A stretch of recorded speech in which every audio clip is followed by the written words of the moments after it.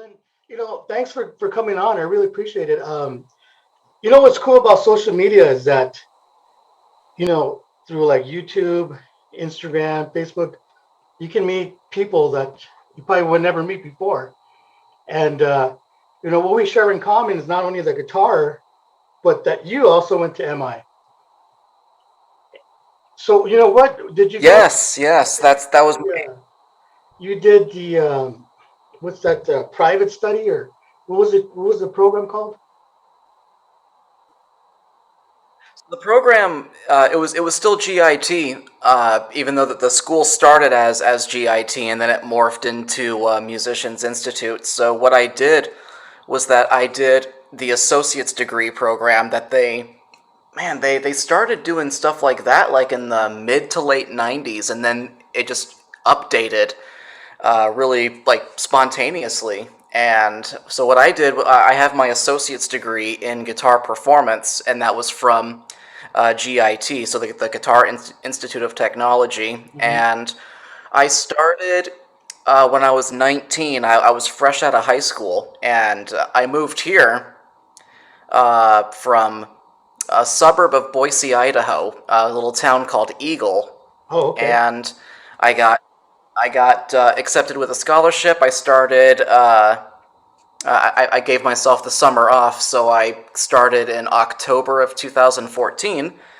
And when I graduated, that was about a year and a half. So I graduated in March of 2016, and didn't really want to leave yet. So what I did was that I started teaching at a school of rock over in Burbank, it was literally just over Barham Boulevard, and I would teach there a couple times a week, and then I would do a program called Independent Artist, and it kind of it kind of what's the word I'm looking for?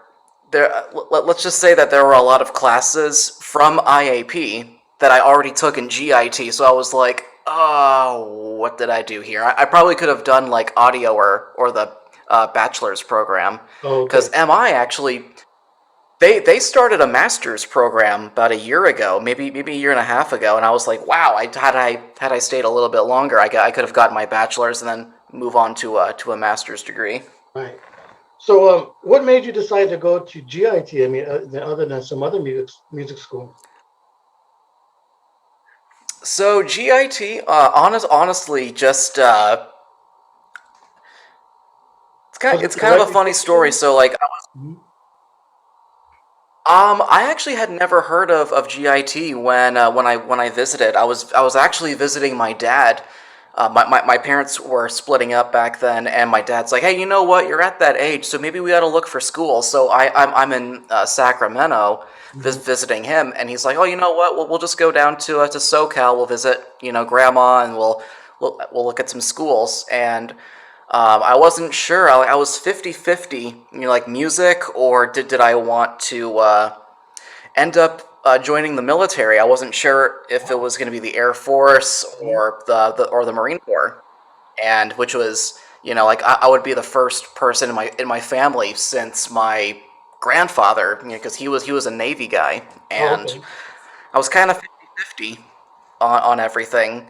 So we went down to SoCal, and the first school that we went to was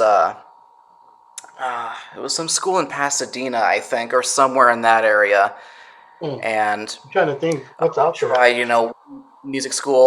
Hey, music or no, not American. I don't know. It sounds familiar. I I think think Frank it was Kamal used to teach there. Some music school in Pasadena. I don't yeah, remember. it was like the LA Academy, Yeah, maybe that was it.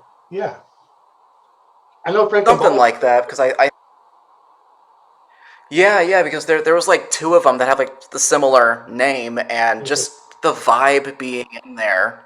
I was big into Steve Vai back then, so I had just written a funny thing is I had just written a song. It was about 15 minutes.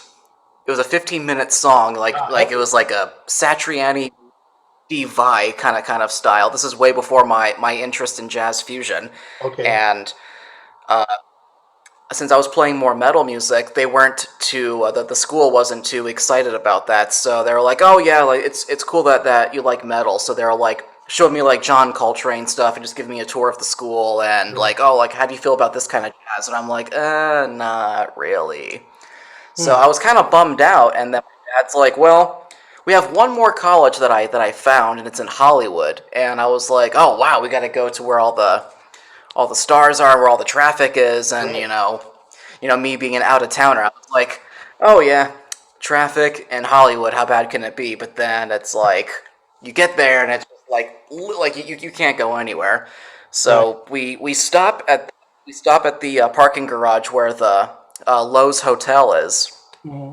and we're walking down. We're looking at all the stuff on Hollywood Boulevard, seeing all the stars, the Walk of Fame, and all that. And we get to the front gate, which is on the Hollywood side. And on the old days, you guys just had McCadden, Right. Yeah. Yeah. which is yeah. So that's now the back door Oh, of okay. MI, but you can still go in through the back door if you want to. But the main uh, side is on the Hollywood side, because they had just bought that little area where it was originally restaurants Right. and all that. That's now called the Passage.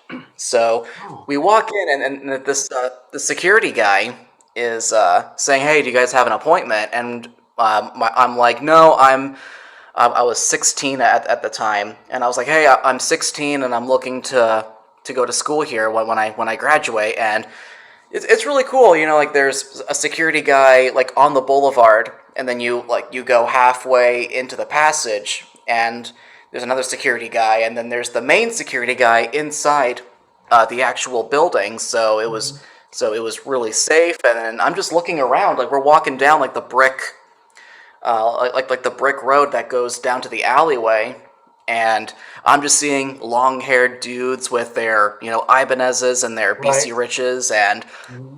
couple of dudes with like their denim and just wearing like 80s and 90s stuff, and I'm like, okay, I definitely fit in here. And then a couple of dudes with Hmm. hollow bodies and all that, Right. and then I met up with the head of security. He gets me all checked in, and then an advisor comes down, and we're just going all over the school. But like, I kid you not, the interview didn't even start for like maybe 5 minutes, and I turned to my dad, and I'm like, "Dad, I have to go here," because Right. I'm looking around, and in the lobby, I'm Hmm. seeing like notable artists that Hmm. are alumni, Hmm.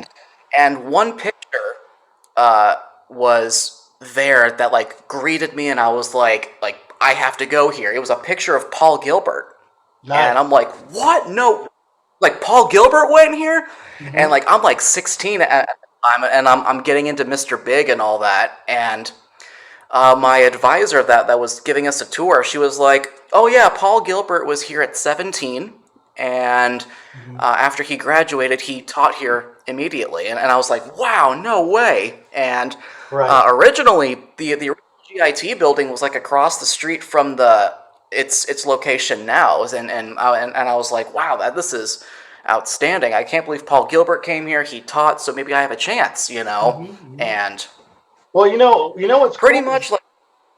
I don't mean to cut you off. You know what's cool is that my when I took the tour, it was in the old building, right? And so I'm taking the tour, going through the halls, and then I see this man, right? And I'm like, I know that guy. And it was Joe Pass. I don't know if you know Joe Pass. Well, you know Joe Pass. And I was like, whoa, Absolutely, this yeah. guy is like, famous. And here he is just walking through the halls, and it's like you. I was like, yeah, I have to be here too. This is the place. If you love guitar, you love music, you want to be here because there's just an energy about the place. There's a vibe. It's like everybody's there for the same reason. Everybody wants to get better. Everybody wants to do something with music, whether it's recording or live performance or just going back home with this new knowledge. It's like we're all on the same page. And so I can relate to your excitement when you were taking the tour. And about Paul Gilbert, man, you know, I was lucky enough to sit in his open counselings. He's only like a year older than I am, or maybe younger. No, he's younger actually. But I could tell you this guy was unbelievable. I couldn't believe this technique, and that he was so young, and he was a teacher there. That just blew my mind. I'm like, this guy is on a different level. He's from a different planet. So we have the same appreciation for Paul Gilbert, which is cool. I think he's had a big influence on my playing. When I started playing on my own, I never knew about three note per string. I didn't know about alternate picking. So when I saw him, that just opened the door in my eyes to everything. But of course, there's other players that influenced my playing. But now let's go back a little bit.